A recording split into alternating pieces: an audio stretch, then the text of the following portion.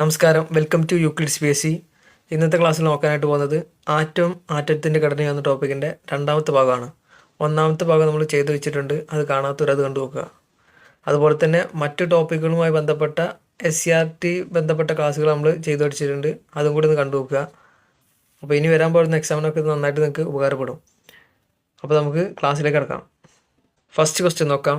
X-ray കണ്ടുപിടിച്ചത് ആര്? ഉത്തരം വില്യം റോഞ്ചൻ. അപ്പോൾ നമുക്ക് അറിയുണ്ടാവും എക്സ്റേ കണ്ടുപിടിച്ച ആരാന്നുള്ളത്. അപ്പോൾ എക്സ്റേ കണ്ടുപിടിച്ചത് വില്യം റോഞ്ചനാണ്. ഇനി കുറച്ച് പോയിന്റുകളുണ്ട്, അതൊന്ന് നോക്കാം. ക്രൂക്സിൻ്റെ ഡിസ്ചാർജ് ട്യൂബ് ഉപയോഗിച്ച് വില്യം റോഞ്ചൻ നടത്തിയ പരീക്ഷണങ്ങളാണ് 1895 നവംബർ 8 എക്സ്റേയുടെ കണ്ടുപിടുത്തത്തിലേക്ക് നയിച്ചത്. കാഥോഡ് രശ്മികളുടെ പാതയിൽ ഒരു അലുമിനിയം തകിട് വെച്ച് രശ്മികളെ പ്രതിപതിപ്പിച്ചു. അപ്പോൾ ഒരു പ്രത്യേക വികിരണങ്ങൾ പുറത്തു വന്നു. അതിനെ എക്സ്റേ എന്ന് വിളിച്ചു. പിന്നീട് ഈ രശ്മികൾ എക്സ്റേ എന്നു തന്നെ അറിയപ്പെട്ടു. പദാർത്ഥങ്ങളുടെ സവിശേഷതയെക്കുറിച്ച് പഠിക്കുന്നതിൽ അപ്രതീക്ഷിതമായാണ് ഇത്തരമൊരു കണ്ടെത്തലുണ്ടായത്. വൈദ്യശാസ്ത്ര രംഗത്തും വ്യാവസായിക നിർമ്മാണ രംഗത്തുമൊക്കെ എക്സ്റേ വ്യാപകമായിട്ട് ഉപയോഗിച്ചു വരുന്നു. അപ്പോൾ ഇവിടെ പറയുന്നത് എന്താ വെച്ചാൽ, നമുക്കൊക്കെ അറിയാം, നമ്മൾ കഴിഞ്ഞ ക്ലാസ്സിലൊക്കെ പഠിച്ചതാണ് ക്രൂക്സിൻ്റെ ഡിസ്ചാർജ് ട്യൂബൊക്കെ. അപ്പോൾ ആ ഒരു ട്യൂബ് ഉപയോഗിച്ചാണ് വില്യം റോഞ്ചൻ എന്ത് ചെയ്യുന്നു, പരീക്ഷണം നടത്തുന്നു. 1895 നവംബർ 8 അദ്ദേഹം എന്ത് ചെയ്യുന്നത്, എക്സ്റേ കണ്ടുപിടിക്കുന്നത്. ശരിക്കും എക്സ്റേ കണ്ടുപിടിക്കാൻ വേണ്ടിയിട്ടുള്ളൊരു പ്രവർത്തനമായിരുന്നില്ല ഈ ഒരു വില്യം റോഞ്ചൻ നടത്തിയത്, മറ്റു പരീക്ഷണങ്ങൾ നടത്തുകയായിരുന്നു. ആ പരീക്ഷണത്തിൻ്റെ ഇടയിൽ യാദൃശ്ചികമായിട്ടാണ് ഇങ്ങനെ എക്സ്റേ കണ്ടുപിടിച്ചത്. പിന്നീട് ആ ഒരു പേര് തന്നെയാണ് ഈ ഒരു കിരണത്തിന് കൊടുത്തത്. അതുപോലെ തന്നെ നമുക്കറിയാം, വൈദ്യശാസ്ത്ര രംഗത്തും അതുപോലെ വ്യാവസായിക നിർമ്മാണ രംഗത്തും ഒക്കെ എന്താണ്, എക്സ്റേ വ്യാപകമായി തന്നെ ഉപയോഗിച്ചു വരുന്നുണ്ട്. അപ്പോൾ ഈ ഒരു പോയിന്റ് മനസ്സിലാക്കണം, വില്യം റോഞ്ചനെ മറക്കരുത്, അത് ഇമ്പോർട്ടൻ്റ് ആയിട്ടുള്ളൊരു പോയിൻ്റാണ്. ഇനി അടുത്ത ക്വസ്റ്റ്യൻ. ജെ തോംസണുമായി ബന്ധപ്പെട്ട ശരിയായ പ്രസ്താവനകൾ ഏതെല്ലാം? ഒന്നാമത്തത്, ഡിസ്ചാർജ് ട്യൂബിലെ കാഥോഡിൽ നിന്ന് വരുന്ന രശ്മികളിൽ നെഗറ്റീവ് ചാർജുള്ള കണങ്ങളാണുള്ളതെന്ന് അദ്ദേഹം തെളിയിച്ചു. രണ്ടാമത്തത്, ഈ കണങ്ങൾക്ക് മാസും ഊർജ്ജമുണ്ടെന്നും വ്യക്തമാക്കി. ഏത് വാതകമെടുത്ത് ഡിസ്ചാർജ് നടത്തിയാലും അവയിൽ നിന്നെല്ലാം ഒരേ ഇനം നെഗറ്റീവ് ചാർജുള്ള കണങ്ങളുണ്ടാകുന്നതിനാൽ എല്ലാ പദാർത്ഥങ്ങളിലുമുള്ള പൊതുഘടകമാണിതെന്ന് സമർത്ഥിച്ചു. ഇവ ആറ്റത്തിനേക്കാൾ സൂക്ഷ്മ കണങ്ങളാണെന്നും ആറ്റത്തിൻ്റെ ഭാഗമാണെന്നും തെളിയിച്ചു. അടുത്ത പോയിന്റ്, 1897 ജെ തോംസൻ്റെ കണ്ടുപിടുത്തങ്ങൾ ശാസ്ത്രലോകം അംഗീകരിച്ചു. അതോടെ ആറ്റത്തെ വിഭജിക്കാമെന്ന് തെളിഞ്ഞു. അടുത്ത പോയിന്റ്, ആറ്റത്തിലുള്ള നെഗറ്റീവ് ചാർജുള്ള ഈ കണമായ ഇലക്ട്രോൺ കണം കണ്ടുപിടിച്ചു. അപ്പോൾ ഇവിടെ പറഞ്ഞ പ്രസ്താവനകളെല്ലാം ശരിയാണ്. അപ്പോൾ ഇവിടെ ശ്രദ്ധിക്കണം, ഇവിടെ പറയുന്നത് ജെ തോംസണുമായി ബന്ധപ്പെട്ട ശരിയായ പ്രസ്താവനയാണ്. അപ്പോൾ പോയിന്റ് കൃത്യമായിട്ട് തന്നെ വരച്ചു വയ്ക്കുക. ഡിസ്ചാർജ് ട്യൂബിലെ കാഥോഡിൽ നിന്ന് വരുന്ന രശ്മികളിൽ നെഗറ്റീവ് ചാർജുള്ള കണങ്ങളുണ്ടെന്ന് അദ്ദേഹം തെളിയിച്ചു. ഓക്കെ, അപ്പോൾ ആ പോയിന്റ് മനസ്സിലാക്കണം. ഡിസ്ചാർജ് ട്യൂബിലെ പരീക്ഷണം നടത്തിയിട്ടാണ് ജെ തോംസൺ നെഗറ്റീവ് ചാർജുള്ള കണങ്ങളെ കണ്ടെത്തിയത്. അതുപോലെ ഈ കണങ്ങൾക്ക് മാസും ഊർജ്ജമുണ്ടെന്നും അദ്ദേഹം വ്യക്തമാക്കി. ഏത് വാതകമെടുത്ത് ഡിസ്ചാർജ് നടത്തിയാലും അവയിൽ നിന്നെല്ലാം ഒരേ ഇനം നെഗറ്റീവ് ചാർജുള്ള കണങ്ങൾ ഉണ്ടാകുന്നതിനാൽ എല്ലാ പദാർത്ഥത്തിലുമുള്ള പൊതുഘടകമാണിതെന്ന് അദ്ദേഹം സമർത്ഥിച്ചു. അപ്പോൾ അദ്ദേഹം പറഞ്ഞ കാര്യങ്ങൾ എന്തൊക്കെയാണ്? ഒന്ന്, ഡിസ്ചാർജ് ട്യൂബിൽ ആണ് പരീക്ഷണം നടത്തിയത്. രണ്ടാമത്തത്, നെഗറ്റീവ് ചാർജുള്ള കണങ്ങൾ കണ്ടുപിടിച്ചു. അതുപോലെ തന്നെ ഈ ഒരു കണത്തിന് മാസും ഊർജ്ജം ഉണ്ടെന്ന് അദ്ദേഹം കണ്ടെത്തി. ഈ കണം എല്ലാ പദാർത്ഥത്തിലും അടങ്ങിയിട്ടുള്ളതാണെന്ന് അദ്ദേഹം കണ്ടെത്തി. അതുപോലെ തന്നെ ആറ്റം കണ്ടുപിടിക്കുന്ന സമയത്ത് അതിനുള്ളിൽ പാർട്ടിക്കിൾസ് ഉണ്ടെന്ന് അറിയില്ലായിരുന്നു. അപ്പോൾ ആ സമയത്ത് ഈ ഒരു ഇലക്ട്രോൺ കണ്ടെത്തിയപ്പോൾ ഇലക്ട്രോൺ ആറ്റത്തിനുള്ളിലുള്ള ഘടകമാണെന്ന് കണ്ടെത്തിയതും ഈ ഒരു ജെ തോംസനാണ്. അങ്ങനെ 1897 ജെ തോംസൻ്റെ കണ്ടുപിടുത്തങ്ങൾ ശാസ്ത്രലോകം അംഗീകരിച്ചു. ഈ ഒരു പോയിന്റ് നോക്കി വെക്കണം. 1897 ജെ തോംസൻ്റെ കണ്ടുപിടുത്തങ്ങൾ എന്ത് ചെയ്യുന്നത്, ശാസ്ത്രലോകം അംഗീകരിക്കുന്നത്. അപ്പോൾ ഇതൊക്കെ ഇമ്പോർട്ടൻ്റ് ആയിട്ടുള്ള പോയിന്റാണ്, നോട്ട് ചെയ്ത് തന്നെ വെക്കണം. അങ്ങനെ ആറ്റത്തിൻ്റെ നെഗറ്റീവ് ചാർജുള്ള കണമാണ് ഇലക്ട്രോൺ എന്ന് അദ്ദേഹം കണ്ടെത്തി. ഇനി അത് മാത്രമല്ലുള്ളത്, 1-2 പോയിന്റ് വേറെയും കൂടി ഉണ്ട്. അത് പുതിയ ടെക്സ്റ്റിനകത്തുള്ളതാണ്. അതായത് ഇലക്ട്രോണുകളുടെ ചാർജും മാസും തമ്മിലുള്ള അനുപാതം കണ്ടെത്തിയതും ജെ തോംസനാണ്. ഇലക്ട്രോണുകളുടെ ചാർജും മാസും തമ്മിലുള്ള അനുപാതം കണ്ടെത്തിയത് എന്താണ്, ജെ തോംസനാണ്. അതുപോലെ ഡിസ്ചാർജ് ട്യൂബ് പരീക്ഷണങ്ങൾക്കും തുടർന്നുള്ള കണ്ടുപിടുത്തങ്ങളുമായിട്ട് 1906 എന്ത് ചെയ്യുന്നു, അദ്ദേഹത്തിന് നൊബേൽ സമ്മാനം ലഭിക്കുന്നു. ഇവിടെ ഒരു ഇമ്പോർട്ടൻ്റ് ആയിട്ടുള്ള പോയിന്റാണ് ഇത്, അത് ഓർത്ത് വെക്കണം. ഇലക്ട്രോണുകളുടെ ചാർജും മാസും തമ്മിലുള്ള അനുപാതം, ഇലക്ട്രോണുകളുടെ ചാർജും മാസും തമ്മിലുള്ള അനുപാതം കണ്ടെത്തിയതും ജെ തോംസനാണ്. അതുപോലെ 1906 അദ്ദേഹത്തിന് ഈ ഒരു ഇലക്ട്രോൺ കണ്ടുപിടിച്ചതിന് നൊബേൽ സമ്മാനം ലഭിക്കുന്നത്. ഓക്കെ, അപ്പോൾ 1906 ജെ തോംസൺ എന്ത് ചെയ്യുന്നത്, നൊബേൽ സമ്മാനം ലഭിക്കുന്നത്. അപ്പോൾ ഇവിടെ ഇലക്ട്രോൺ എന്ന് പേരിട്ട് കഴിഞ്ഞാൽ നമുക്ക് എന്ത് ഓർമ്മ വരണം, ജെ തോംസൺ ഓർമ്മ വരണം. ഇലക്ട്രോണുമായി ബന്ധപ്പെട്ട ഒരുവിധം കാര്യങ്ങളൊക്കെ അദ്ദേഹം തന്നെയാണ് കണ്ടുപിടിച്ചിട്ടുള്ളത്. പക്ഷേ ചെറിയൊരു വ്യത്യാസമുണ്ട്, ഇലക്ട്രോണിൻ്റെ ചാർജ് കണ്ടുപിടിക്കുന്നുണ്ട്, അത് വേറൊരാളാണ്. അതാണ് അതിൽ മാത്രമേ വ്യത്യാസമുള്ളൂ. അപ്പോൾ അത് നോട്ട് ചെയ്ത് വയ്ക്കുക. ഇനി അടുത്തൊരു ക്വസ്റ്റ്യൻ, ഇലക്ട്രോണുമായി ബന്ധപ്പെട്ട് ശരിയായ പ്രസ്താവനകൾ ഏതെല്ലാം? ഒന്നാമത്തത്, ഇലക്ട്രോണിൻ്റെ ചാർജും മാസും തമ്മിലുള്ള അനുപാതം 1.76 × 10⁻⁻11 കൂളം/കിലോഗ്രാം. ഇവിടെ -11 എന്നുള്ളത് അത് കറക്റ്റായിട്ട് പഠിച്ചു വയ്ക്കുക. ഇനി ഇലക്ട്രോണിൻ്റെ നെഗറ്റീവ് ചാർജ് 1.6 × 10⁻⁻19 കൂളമാണ്. ഇനി അടുത്തൊരു പ്രസ്താവന, ഇലക്ട്രോണിൻ്റെ മാസ് 9.1 × 10⁻⁻31. അടുത്തത്, ഇലക്ട്രോണിൻ്റെ നെഗറ്റീവ് ചാർജ് കണ്ടുപിടിച്ചത് റോബർട്ട് മില്ലിക്കണാണ്. അപ്പോൾ ഈ പറഞ്ഞ പ്രസ്താവനകളെല്ലാം ശരിയാണ്. അപ്പോൾ ഇവിടെ ഇലക്ട്രോണുമായി ബന്ധപ്പെട്ട പ്രസ്താവന തന്നിട്ടുള്ളത്, അപ്പോൾ ശ്രദ്ധിച്ച് പഠിക്കണം. ഇലക്ട്രോണിൻ്റെ ചാർജും മാസും തമ്മിലുള്ള അനുപാതം 1.76 × 10⁻⁻11 കൂളം/കിലോഗ്രാം ആണ്. അപ്പോൾ ഇലക്ട്രോണിൻ്റെ ചാർജും മാസും തമ്മിലുള്ള അനുപാതം കണ്ടുപിടിച്ച ആരാ, ജെ തോംസൺ. ആ അനുപാതം എന്തായിരുന്നു, അതാണ് ഇവിടെ പറയുന്നത്, 1.76 × 10⁻⁻11. അതുപോലെ അടുത്തത് പറയുന്നത് ഇലക്ട്രോണിൻ്റെ നെഗറ്റീവ് ചാർജ് എത്ര എന്നുള്ളതാണ്. ഇത് പഠിച്ചു വയ്ക്കുക, അത് ചോദിക്കാനുള്ള സാധ്യതയുണ്ട്. അപ്പോൾ നെഗറ്റീവ് ചാർജ് എന്ന് പറഞ്ഞത് 1.6 × 10⁻⁻19 കൂളമാണ്. 1.6 × 10⁻⁻19 കൂളം. ഇനി ഇലക്ട്രോണിൻ്റെ മാസ് അത് 9.1 × 10⁻⁻31. അപ്പോൾ ഇവിടെ മാസ് പറയുന്നത് 9.1 × 10⁻⁻31. ഇനി ഈ ഒരു ചാർജ്, നെഗറ്റീവ് ചാർജ് കണ്ടെത്തിയത് ആരാന്ന് വെച്ച് കഴിഞ്ഞാൽ റോബർട്ട് മില്ലിക്കനാണ്. അപ്പോൾ മാറരുത്, ഇലക്ട്രോണിൻ്റെ ചാർജും മാസും തമ്മിലുള്ള അനുപാതം കണ്ടെത്തിയത് ജെ തോംസണും ഇലക്ട്രോണിൻ്റെ നെഗറ്റീവ് ചാർജ് കണ്ടെത്തിയത് റോബർട്ട് മില്ലിക്കനാണ്. അപ്പോൾ കൃത്യമായിട്ട് തന്നെ പഠിച്ചു വയ്ക്കുക.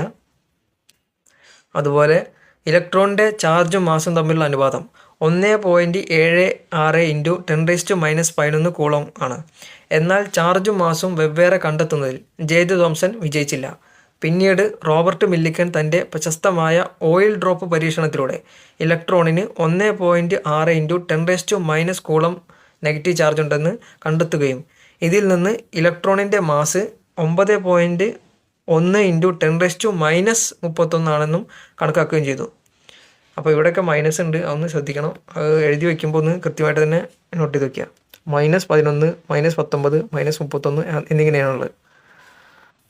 അതുപോലെ തന്നെ ശ്രദ്ധിക്കണം, ഇവിടെ ഒരു ഓയിൽ ഡ്രോപ്പ് പരീക്ഷണമുണ്ട്. അതായത് റോബർട്ട് മില്ലിക്കൺ ഈ നെഗറ്റീവ് ചാർജ് കണ്ടെത്തുന്നത് ഓയിൽ ഡ്രോപ്പ് പരീക്ഷണത്തിലൂടെയാണ്. അപ്പോൾ ഓയിൽ ഡ്രോപ്പ് പരീക്ഷണം ആരുമായി ബന്ധപ്പെട്ടാന്ന് വെച്ച് കഴിഞ്ഞാൽ റോബർട്ട് മില്ലിക്കൺ എന്ന് പറയണം. ഓക്കെ, അപ്പോൾ അത് കൃത്യമായി തന്നെ അതൊക്കെ പഠിച്ചു വയ്ക്കുക. ഇനി അടുത്തൊരു ക്വസ്റ്റ്യൻ നോക്കാം. ആറ്റത്തിൻ്റെ പ്ലം പുഡിംഗ് മോഡൽ കണ്ടുപിടിച്ചതായത്? ഉത്തരം ജെ തോംസൺ. അപ്പോൾ നമ്മൾ ഈ ജെ തോംസനെ കുറിച്ച് കുറച്ച് പോയിന്റ് അധികം പറഞ്ഞു. അപ്പോൾ അതൊക്കെ കൃത്യമായിട്ട് തന്നെ നോട്ട് വയ്ക്കുക. ഇപ്പോൾ ഇവിടെ പ്ലം പുഡിംഗ് മോഡൽ അവതരിപ്പിച്ചത് ജെ തോംസനാണ്. ഇനി ആറ്റത്തിൻ്റെ റൂദർഫോർഡ് മാതൃക വരാണ്ട്, നീൽസ് ബോർ മാതൃക ഒക്കെ വരാണ്ട്. അപ്പോൾ ഇത് നോട്ട് ചെയ്ത് വെക്കണം, കൃത്യമായി തന്നെ പഠിച്ചു വെക്കണം. അപ്പോൾ ഇവിടെ ജെ തോംസൻ്റെ പ്ലം പുഡിംഗ് മോഡൽ എന്താണെന്നുള്ളത് നോക്കാം. ആറ്റത്തിൽ നെഗറ്റീവ് ചാർജുള്ള കണങ്ങളുടെ സാന്നിധ്യം ബോധ്യപ്പെട്ടപ്പോൾ ജെ തോംസൺ പ്ലം പുഡിംഗ് മാതൃക അവതരിപ്പിച്ചു. ഇതിനനുസരിച്ച് പോസിറ്റീവ് ചാർജുള്ള ഒരു ഗോളത്തിൽ നെഗറ്റീവ് ചാർജുള്ള ഇലക്ട്രോണുകൾ വിന്യസിച്ചിരിക്കുന്നു. ഗോളത്തിലെ ആകെ പോസിറ്റീവ് ചാർജുകളുടെയും നെഗറ്റീവ് ചാർജുകളുടെയും എണ്ണം തുല്യമായിരിക്കും. അതിനാൽ ആറ്റം വൈദ്യുതപരമായി നിർവീര്യമാണ്. എന്നാൽ ഈ പരീക്ഷണ ഫലങ്ങൾക്കും വിശദീകരണം നൽകാൻ തോംസൺ മാതൃകയ്ക്ക് സാധിച്ചില്ല. അതിനാൽ ഈ മാതൃക പിന്തള്ളപ്പെട്ടു. അപ്പോൾ ജെ തോംസൺ മുന്നോട്ട് വെച്ച ഒരു പ്ലം പുഡിംഗ് മോഡൽ ഇതാണ്, അതും ശ്രദ്ധിക്കുക. അപ്പോൾ ഇവിടെ ജെ തോംസൺ പറയുന്നത് എങ്ങനെയാണ്? പോസിറ്റീവ് ചാർജുള്ള ഒരു ഗോളത്തിൽ നെഗറ്റീവ് ചാർജുള്ള ഇലക്ട്രോണുകൾ വിന്യസിച്ചിട്ടുണ്ടെന്ന് പറയുന്നു. അതുപോലെ തന്നെ ഗോളത്തിലെ ആകെ പോസിറ്റീവ് ചാർജുകളുടെയും നെഗറ്റീവ് ചാർജുകളുടെയും എണ്ണം തുല്യമായിരിക്കും എന്ന് പറയുന്നത്. അത് കറക്റ്റ് തന്നെയാണ്, പക്ഷെ അത് വിന്യസിച്ചിരിക്കുന്ന രീതിയിലാണ് വ്യത്യാസമുള്ളത്. അതിനാൽ ആറ്റം വൈദ്യുതപരമായി നിർവീര്യമാണ്. ശരിയാണത്. ഓക്കെ, അപ്പോൾ അദ്ദേഹത്തിൻ്റെ കണ്ടുപിടുത്തം കറക്റ്റ് ആയിരുന്നു, പക്ഷെ അതിൻ്റെ വിന്യസിച്ച രീതി അദ്ദേഹം കണ്ടെത്തിയത് തെറ്റായിരുന്നു. ഓക്കെ. എന്നാൽ പല പരീക്ഷണ ഫലങ്ങൾക്കും വിശദീകരണം നൽകാൻ തോംസൺ മാതൃകയ്ക്ക് സാധിച്ചില്ല. അതിനാൽ ഈ മാതൃക പിന്തള്ളപ്പെട്ടു. അപ്പോൾ ആ കാര്യങ്ങൾ മനസ്സിലാക്കി വയ്ക്കുക. ഇനി അടുത്ത ക്വസ്റ്റ്യൻ, താഴെ പറയുന്നവയിൽ റേഡിയോ ആക്റ്റീവതയുമായി ബന്ധപ്പെട്ട ശരിയായ പ്രസ്താവനകൾ ഏതെല്ലാം? ഒന്നാമത്തത്, യുറേനിയം, തോറിയം തുടങ്ങിയ മൂലകങ്ങൾ സ്വയം ചില വികിരണങ്ങൾ പുറത്തുവിടുന്ന പ്രതിഭാസമാണ് റേഡിയോ ആക്റ്റീവത. രണ്ടാമത്തെ പ്രസ്താവന, 1896 ഹെൻറി ബെക്കറിലാണ് ഇത് കണ്ടെത്തിയത്. അടുത്തത്, പോസിറ്റീവ് ചാർജും മാസുമുള്ള ആൽഫ കണങ്ങൾ, നെഗറ്റീവ് ചാർജുള്ള ബീറ്റ കണങ്ങൾ, ചാർജും മാസും ഇല്ലാത്ത ഗാമ എന്നീ 3 തരം കണങ്ങളാണ് റേഡിയോ ആക്റ്റീവതയുടെ ഫലമായി പുറത്തു വരുന്നത്. അപ്പോൾ ഈ പറഞ്ഞ പ്രസ്താവനകളെല്ലാം ശരിയാണ്. അപ്പോൾ ഇവിടുത്തെ ചോദ്യത്തിൽ പറയുന്നത് റേഡിയോ ആക്റ്റീവതയുമായി ബന്ധപ്പെട്ട ശരിയായ പ്രസ്താവന ഏതാണെന്നുള്ളതാണ്. അപ്പോൾ ഈ ഒരു ക്വസ്റ്റ്യനിൽ ചോദ്യം വന്നിട്ടുണ്ട്, ഈ ഒരു റേഡിയോ ആക്റ്റീവത കണ്ടുപിടിച്ചത് ആരാന്ന് പറഞ്ഞിട്ടുണ്ടായിരുന്നു, അത് ഹെൻറി ബെക്കറാണ്. അപ്പോൾ ഈ ചോദ്യം ഇമ്പോർട്ടൻ്റ് ആണ്. അപ്പോൾ ഒന്നുകൂടി പറയാം, യുറേനിയം, തോറിയം തുടങ്ങിയ മൂലകങ്ങൾ സ്വയം ചില വികിരണങ്ങൾ പുറത്തുവിടുന്നു. ഈ പ്രതിഭാസമാണ് റേഡിയോ ആക്റ്റീവത. അപ്പോൾ ആ ഒരു പോയിന്റ് മനസ്സിലാക്കി വയ്ക്കുക. യുറേനിയം, തോറിയം തുടങ്ങിയ മൂലകങ്ങൾ സ്വയം ചില വികിരണങ്ങൾ പുറത്തുവിടുന്നു. ആ പ്രതിഭാസത്തെയാണ് എന്തെന്ന് പറയുന്നത്? റേഡിയോ ആക്റ്റീവത എന്ന് പറയുന്നത്. അങ്ങനെ 1896 ഹെൻറി ബെക്കറിൽ ഈ ഒരു പ്രതിഭാസം കണ്ടുപിടിക്കുന്നത്, അതായത് റേഡിയോ ആക്റ്റീവത കണ്ടുപിടിക്കുന്നത്. ഈ പേര് മറക്കരുത്, ഹെൻറി ബെക്കറിലാണ് റേഡിയോ ആക്റ്റീവത കണ്ടെത്തുന്നത്. അതുപോലെ തന്നെ ഈ റേഡിയോ ആക്റ്റീവതയുടെ ഫലമായിട്ടുണ്ടാകുന്നത് 3 തരത്തിലുള്ള കിരണങ്ങളാണ്. ആൽഫ കിരണമുണ്ട്, ബീറ്റ കിരണമുണ്ട്, ഗാമ കിരണമുണ്ട്. ഓക്കെ. അപ്പോൾ ആൽഫ കിരണമുണ്ട്, ബീറ്റ കിരണമുണ്ട്, ഗാമ കിരണമുണ്ട്.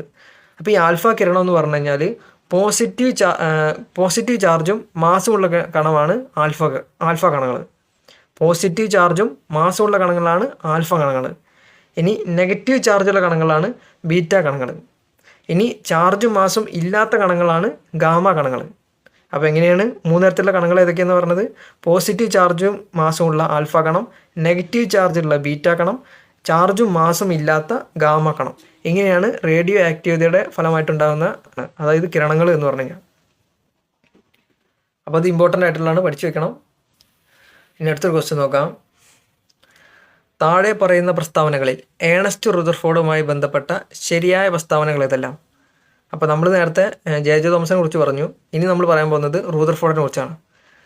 അപ്പോൾ പോയിന്റ് എങ്ങനെയാണ്? പദാർത്ഥങ്ങളിൽ പോസിറ്റീവ് ചാർജിൻ്റെ സാന്നിധ്യം ഉണ്ടെന്ന് ആധികാരികമായി തെളിയിച്ചത് റൂദർഫോർഡാണ്.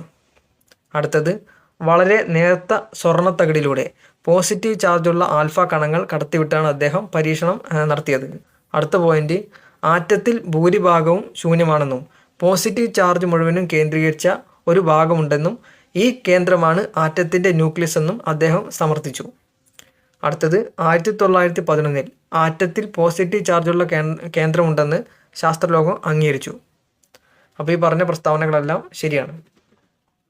അപ്പോൾ ഇവിടെ പറയുന്നത് റൂദർഫോർഡിനെ കുറിച്ചാണ്. അപ്പോൾ നോട്ട് ചെയ്ത് വെക്കണം, ഇവിടെ പറയുന്നത് റൂദർഫോർഡിനെ കുറിച്ചാണ്. പറയുന്നത് എങ്ങനെയാണ്? പദാർത്ഥത്തിൻ്റെ പോസിറ്റീവ് ചാർജിൻ്റെ സാന്നിധ്യം ഉണ്ടെന്ന് കണ്ടെത്തിയത് റൂദർഫോർഡാണ്. അപ്പോൾ പോസിറ്റീവ് ചാർജ് ആണെങ്കിൽ റൂദർഫോർഡ്, നെഗറ്റീവ് ചാർജ് ആണെങ്കിൽ ജെ തോംസൺ. ഇനി വളരെ നേർത്ത സ്വർണ്ണ തകിടിലൂടെ പോസിറ്റീവ് ചാർജുള്ള ആൽഫ കണങ്ങൾ കടത്തിവിട്ടാണ് അദ്ദേഹം എന്ത് ചെയ്യുന്നത്? ഈ പരീക്ഷണം നടത്തിയത്.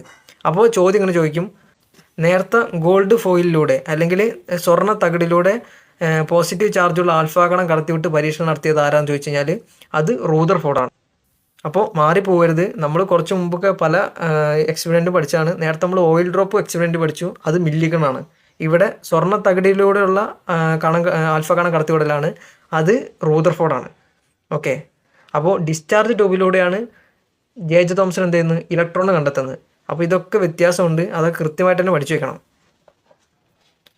ഇനി അടുത്തത്, ആറ്റത്തിൽ ഭൂരിഭാഗവും ശൂന്യമാണെന്നും പോസിറ്റീവ് ചാർജ് മുഴുവനും കേന്ദ്രീകരിച്ച ഒരു ഭാഗമുണ്ടെന്നും ഈ കേന്ദ്രമാണ് ആറ്റത്തിൻ്റെ ന്യൂക്ലിയസ് എന്നും അദ്ദേഹം സമർത്ഥിച്ചു. അപ്പോൾ ന്യൂക്ലിയസ് കണ്ടുപിടിച്ചത് ആരാണ്? റൂദർഫോർഡാണ്. ഓക്കെ. അപ്പോൾ പോസിറ്റീവ് ചാർജുള്ള കണം കണ്ടെത്തിയതും ന്യൂക്ലിയസും കണ്ടുപിടിച്ചത് റൂദർഫോർഡാണ്. അങ്ങനെ 1911 ശാസ്ത്രലോകം ഇത് അംഗീകരിക്കുന്നത്. അതായത് പോസിറ്റീവ് ചാർജുള്ള കേന്ദ്രം ഉണ്ടെന്ന് ശാസ്ത്രലോകം അംഗീകരിക്കുന്നത് 1911. അപ്പോൾ ഈ പോയിൻ്റൊക്കെ പഠിച്ചു വെക്കണം. ഇവിടെ റുദർഫോർഡിനെ പറ്റിയാണ് പറഞ്ഞത്, അത് കൃത്യമായിട്ട് തന്നെ പഠിച്ചു വയ്ക്കുക. അതുപോലെ കുറച്ച് പോയിൻ്റ് കൂടി ഉണ്ടെന്ന് നോക്കാം. 1920 പോസിറ്റീവ് ചാർജിന് കാരണമായ കണങ്ങൾ പ്രോട്ടോൺ ആണെന്ന് തെളിയിക്കപ്പെട്ടു. ഇതിൻ്റെ ചാർജ് ഇലക്ട്രോണിൻ്റെ ചാർജിന് തുല്യവും വിപരീതമാണെന്ന് കണ്ടെത്തി. പ്രോട്ടോണിൻ്റെ മാസ് ഒരു ഹൈഡ്രജൻ ആറ്റത്തിൻ്റെ മാസിന് തുല്യമാണെന്നും നിർണ്ണയിച്ചു. അതോടൊപ്പം ന്യൂക്ലിയസിൽ ചാർജ് ഇല്ലാത്തൊരു കണത്തിൻ്റെ സാന്നിധ്യമുണ്ടെന്ന് പ്രവചിക്കുകയും ചെയ്തു. അപ്പോൾ നേരത്തെ പറഞ്ഞ കാര്യത്തിൽ കൂടെ തന്നെ ഇതും കൂടി പഠിച്ചു വെക്കണം. 1920 പോസിറ്റീവ് ചാർജിന് കാരണമായ കണം പ്രോട്ടോൺ ആണെന്ന് തെളിയിച്ചത്. 1920. 1911 ആ ന്യൂക്ലിയസ് കണ്ടെത്തിയ കാര്യം പറഞ്ഞത്. ഇവിടെ 1920. ഇനി ഇതിൻ്റെ ചാർജ് ഇലക്ട്രോണിൻ്റെ ചാർജിന് തുല്യവും വിപരീതവുമാണെന്ന് കണ്ടെത്തി. അതായത് പ്രോട്ടോണിൻ്റെ ചാർജ് എന്ന് പറഞ്ഞു കഴിഞ്ഞാൽ ഇലക്ട്രോണിൻ്റെ ചാർജിന് തുല്യമാണ്, പക്ഷേ അത് വിപരീതമാണ്. അതായത് പ്രോട്ടോൺ പോസിറ്റീവാണ്, ഇലക്ട്രോൺ നെഗറ്റീവ് ചാർജാണ്. അതുപോലെ തന്നെ പ്രോട്ടോണിൻ്റെ മാസ് എന്ന് പറഞ്ഞു കഴിഞ്ഞാൽ ഹൈഡ്രജൻ്റെ ആറ്റത്തിൻ്റെ മാസിന് തുല്യമാണ്. പ്രോട്ടോണിൻ്റെ മാസ് ഹൈഡ്രജൻ ആറ്റത്തിൻ്റെ മാസിന് തുല്യമാണ്. അതോടൊപ്പം ന്യൂക്ലിയസിൽ ചാർജ് ഇല്ലാത്തൊരു കണത്തിൻ്റെ സാന്നിധ്യം ഉണ്ടെന്നും അദ്ദേഹം ഒന്ന് പ്രവചിക്കുകയും കൂടി ചെയ്തു. ഓക്കെ, അപ്പോൾ ആ കാര്യങ്ങൾ മനസ്സിലാക്കി വയ്ക്കുക. അടുത്തൊരു ക്വസ്റ്റ്യൻ നോക്കാം. താഴെ തന്നിരിക്കുന്ന പ്രസ്താവനകളിൽ റൂദർഫോർഡിൻ്റെ ആറ്റം മാതൃകയുമായി ബന്ധപ്പെട്ട ശരിയായ പ്രസ്താവനകൾ ഏതെല്ലാം? ഒന്നാമത്തത്, ആറ്റത്തിന് ന്യൂക്ലിയസ് എന്നൊരു കേന്ദ്രമുണ്ട്. അടുത്തത്, ആറ്റത്തിൻ്റെ വലുപ്പവുമായി താരതമ്യം ചെയ്യുമ്പോൾ ന്യൂക്ലിയസിന് വലുപ്പം വളരെ കുറവാണ്. അടുത്തത്, ആറ്റത്തിൻ്റെ മുഴുവൻ പോസിറ്റീവ് ചാർജും മാസ് ഏകദേശം പൂർണ്ണമായും ന്യൂക്ലിയസിൽ കേന്ദ്രീകരിച്ചിരിക്കുന്നു. അടുത്തത്, ഇലക്ട്രോണുകൾ ന്യൂക്ലിയസിന് ചുറ്റും വൃത്താകൃതിയിലുള്ള ഓർബിറ്റലുകളിൽ വളരെ വേഗത്തിൽ പ്രദക്ഷിണം ചെയ്യുന്നു. അതുപോലെ തന്നെ ഈ മാതൃക സൗരയൂഥ മാതൃക എന്നറിയപ്പെടുന്നു. അപ്പോൾ ഈ പറഞ്ഞ പ്രസ്താവനകളെല്ലാം ശരിയാണ്. അപ്പോൾ നമ്മൾ നേരത്തെ ജെ തോംസൻ്റെ പ്ലംപുട്ടി മോഡൽ പഠിച്ചു. ഇപ്പോൾ റൂദർഫോർഡിൻ്റെ മാതൃകയാണ് പഠിക്കുന്നത്. അപ്പോൾ അത് കൃത്യമായിട്ട് ഓർമ്മ വേണം. അപ്പോൾ റൂദർഫോർഡിൻ്റെ ആറ്റ മാതൃകയിൽ പറയുന്നത് എന്താണെന്ന് വെച്ച് കഴിഞ്ഞാൽ ആറ്റത്തിന് ന്യൂക്ലിയസ് എന്നൊരു കേന്ദ്രമുണ്ട്. ഓക്കെ, ഇനി രണ്ടാമത്തെ കാര്യം എന്താ വെച്ചാൽ ആറ്റത്തിൻ്റെ വലിപ്പവുമായി താരതമ്യം ചെയ്യുമ്പോൾ ന്യൂക്ലിയസിന് വലിപ്പം വളരെ കുറവാണ്. ശ്രദ്ധിച്ചു വെക്കണം, ആറ്റത്തിൻ്റെ വലിപ്പവുമായി താരതമ്യം ചെയ്യുമ്പോൾ ന്യൂക്ലിയസിന് വലിപ്പം വളരെ കുറവാണ്. അതുപോലെ അടുത്ത പോയിന്റ്, ആറ്റത്തിൻ്റെ മുഴുവൻ പോസിറ്റീവ് ചാർജും മാസും ഏകദേശം പൂർണ്ണമായിട്ടും ന്യൂക്ലിയസിൽ കേന്ദ്രീകരിച്ചിരിക്കുന്നു. അപ്പോൾ നമുക്കറിയാം ന്യൂക്ലിയസ് കണ്ടുപിടിച്ചത് നമ്മുടെ റൂദർഫോർഡാണ്. അപ്പോൾ അത് തന്നെയാണ് ഇവിടെ പറയുന്നത്. ഇനി ഇലക്ട്രോണുകൾ ന്യൂക്ലിയസിന് ചുറ്റും വൃത്താകൃതിയിലുള്ള ഓർബിറ്റൽ വളരെ വേഗത്തിൽ പ്രദർശനം ചെയ്യുന്നു. ശ്രദ്ധിച്ചു വെക്കണം, ഇലക്ട്രോണുകൾ ന്യൂക്ലിയസിന് ചുറ്റും വൃത്താകൃതിയിലുള്ള ഓർബിറ്റലിൽ വളരെ വേഗത്തിൽ പ്രദക്ഷിണം ചെയ്യുന്നു. അപ്പോൾ അങ്ങനെ പ്രദക്ഷിണം ചെയ്യുന്ന കാര്യം കണ്ടുപിടിച്ചത് റൂദർഫോർഡാണ്.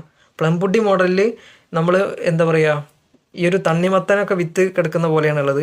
ഇവിടെ പ്രദക്ഷിണം ചെയ്യുന്നുണ്ട്. അപ്പോൾ ഇങ്ങനെ പ്രദക്ഷിണം ചെയ്യുന്നതുകൊണ്ട് തന്നെ ഈ ഒരു മാതൃക സൗരയൂഥ മാതൃക എന്നറിയപ്പെട്ടു. അപ്പോൾ റൂദർഫോർഡിൻ്റെ ആറ്റ മാതൃക സൗരയൂഥ മാതൃക എന്നും അറിയപ്പെട്ടു. അപ്പോൾ കാര്യങ്ങൾ കൃത്യമായിട്ട് തന്നെ പഠിച്ചു വയ്ക്കുക. അതുപോലെ തന്നെ റൂദർഫോർഡ് ഇത്രയും കാര്യങ്ങൾ കണ്ടുപിടിച്ചെങ്കിലും അദ്ദേഹത്തിൻ്റെ ആ ഒരു കണ്ടുപിടുത്തത്തിന് കുറച്ച് പരിമിതികളുണ്ടായിരുന്നു. അപ്പോൾ ഇനി അതെന്തൊക്കെയാണെന്ന് നോക്കാം. വൈദ്യുത കാന്തിക സിദ്ധാന്ത പ്രകാരം ചലിക്കുന്ന ചാർജുള്ള കണങ്ങൾ തുടർച്ചയായി ഊർജം പുറത്തുവിടേണ്ടതാണ്. അതിനാൽ റൂദർഫോർഡ് മാതൃക അനുസരിച്ച് ന്യൂക്ലിയസിന് ചുറ്റും വലയം വയ്ക്കുന്ന നെഗറ്റീവ് ചാർജുള്ള ഇലക്ട്രോൺ തുടർച്ചയായി ഊർജം നഷ്ടപ്പെടുത്തി ന്യൂക്ലിയസിൽ പതിക്കേണ്ടതുണ്ട്. എന്നാൽ ഇപ്രകാരം സംഭവിക്കുന്നില്ല. അതുകൊണ്ട് ആറ്റത്തിൻ്റെ സ്ഥിരത വിശദീകരിക്കാൻ റൂദർഫോർഡ് മാതൃകയ്ക്ക് സാധിച്ചില്ല. അപ്പോൾ ആ ഒരു പോയിന്റ് മനസ്സിലാക്കി വെക്കണം. ഇതൊരു പരിമിതിയാണ് റൂദർഫോർഡിൻ്റെ ആറ്റ മാതൃകയുടെ. ചിലപ്പോൾ ചോദിച്ചേക്കാം.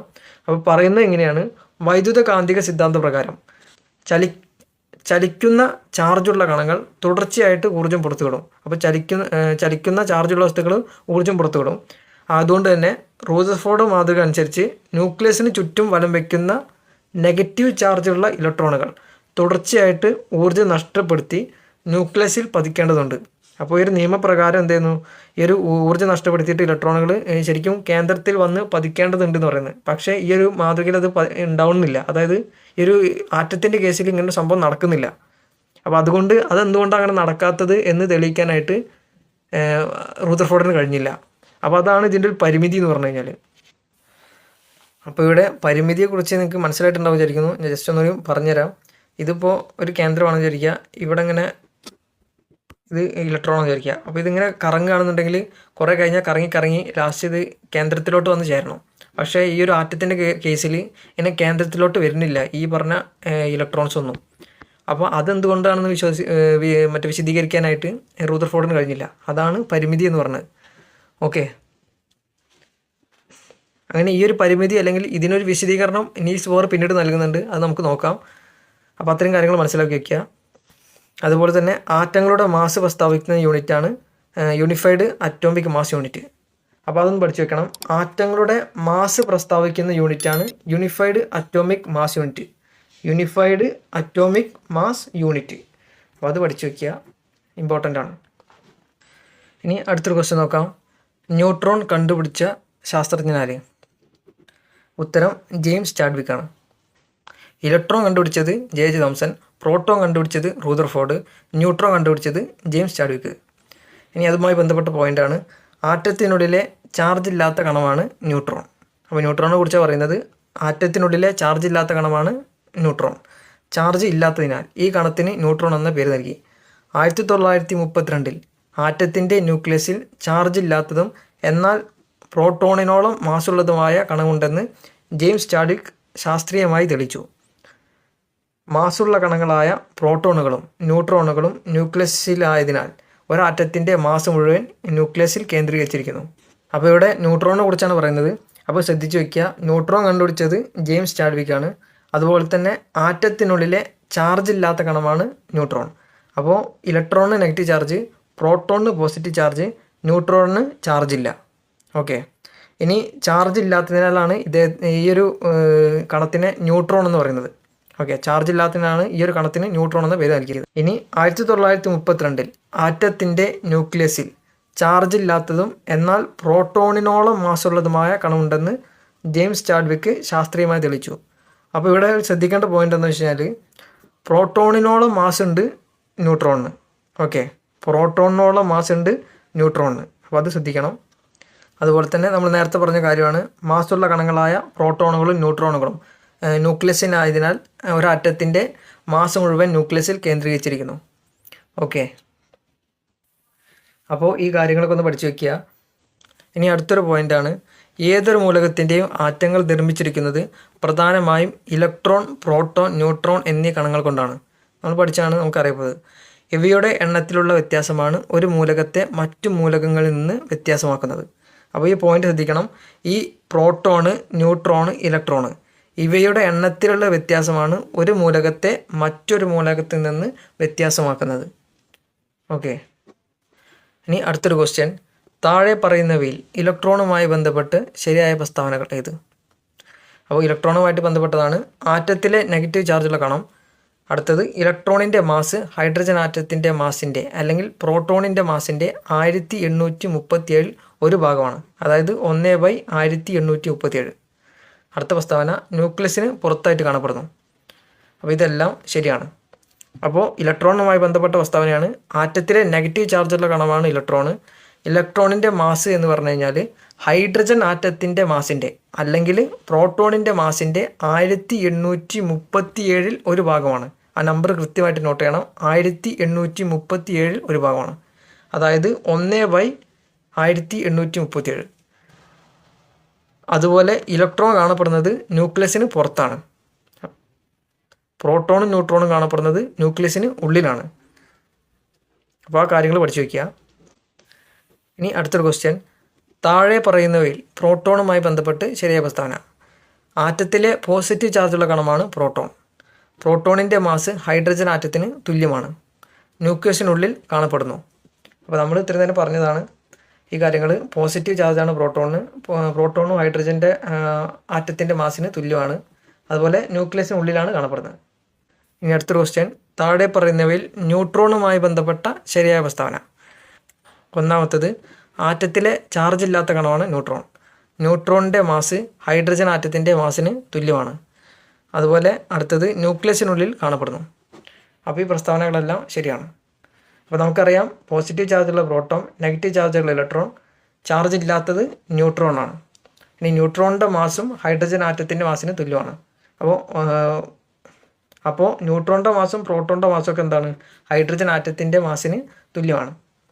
അതുപോലെ തന്നെ ന്യൂക്ലിയസിനുള്ളിലാണ് കാണപ്പെടുന്നത്. അപ്പോൾ നമുക്കറിയാം. ഇനി ചെറിയൊരു പോയിൻ്റാണ്, ആറ്റം വൈദ്യുതപരമായി ഉദാസീനമാണ്. ആറ്റത്തിൽ വൈദ്യുത ചാർജുള്ള കണങ്ങളുണ്ട്, നെഗറ്റീവ് ചാർജുള്ള ഇലക്ട്രോണും പോസിറ്റീവ് ചാർജുള്ള പ്രോട്ടോണും. എന്നാൽ ആറ്റത്തിനോ ആറ്റങ്ങൾ ചേർന്നുണ്ടായ തന്മാത്രയ്ക്കോ ചാർജിൻ്റെ സാന്നിധ്യം അനുഭവപ്പെടുന്നില്ല. ഓക്കെ, അപ്പോൾ ന്യൂക്ലിയസിന് ചാർജ് ഉണ്ട്, പക്ഷേ ആറ്റത്തിന് മൊത്തത്തിൽ ചാർജ് ഇല്ല. കാരണം എന്താണ്, അവിടെ പ്രോട്ടോണിൻ്റെയും ഈ ഇലക്ട്രോണിൻ്റെയും നമ്പർ തുല്യമാണ്. അപ്പോൾ അതുകൊണ്ട് തന്നെ ആ ഒരു ന്യൂട്രൽ അവസ്ഥയ്ക്ക് വരും. ഇനി അടുത്തൊരു ക്വസ്റ്റ്യൻ, ആറ്റത്തിൻ്റെ സൗരയൂഥ മാതൃകയുമായി ബന്ധപ്പെട്ട ശാസ്ത്രജ്ഞനാർ? നമ്മൾ നേരത്തെ പഠിച്ചാണ് റൂദർഫോർഡ്. അപ്പോൾ ചെറിയൊരു പോയിൻ്റ് ഉണ്ട്, ആറ്റത്തിന് ഒരു കേന്ദ്രമുണ്ട്, ഈ കേന്ദ്രമാണ് ന്യൂക്ലിയസ്. ഇലക്ട്രോണുകൾ ഷെല്ലുകളിൽ ന്യൂക്ലിയസിനെ ചുറ്റുന്നു, സൗരയൂഥത്തെ പോലെ. പൊതുവെ റൂദർഫോർഡിൻ്റെ ആറ്റം മാതൃക സ്വീകാര്യമായിരുന്നു. എങ്കിൽ ഇലക്ട്രോണുകൾ ന്യൂക്ലിയസിൻ്റെ ആകർഷണ വലയത്തിൽ ചുറ്റുമ്പോൾ ഊർജ്ജ നഷ്ടം ഉണ്ടാവുകയും ക്രമേണ അത് ന്യൂക്ലിയസിൽ പതിക്കുകയും ചെയ്യേണ്ടതുണ്ട്. എന്നാൽ ഇങ്ങനെ സംഭവിക്കുന്നില്ല. ശാസ്ത്രലോകത്തിൻ്റെ ഈ സംശയത്തിന് വ്യക്തമായ വ്യാഖ്യാനം നൽകാൻ റൂദർഫോർഡിന് കഴിഞ്ഞില്ല. അതുകൊണ്ട് ഈ മാതൃക അംഗീകരിക്കപ്പെട്ടില്ല. നമ്മൾ നേരത്തെ പറഞ്ഞ അതേ കാര്യം തന്നെയാണ്. അപ്പോൾ ഇത്രയും കാര്യങ്ങളാണ് ഇന്നത്തെ ക്ലാസ്സിൽ നമ്മൾ നോക്കിയത്.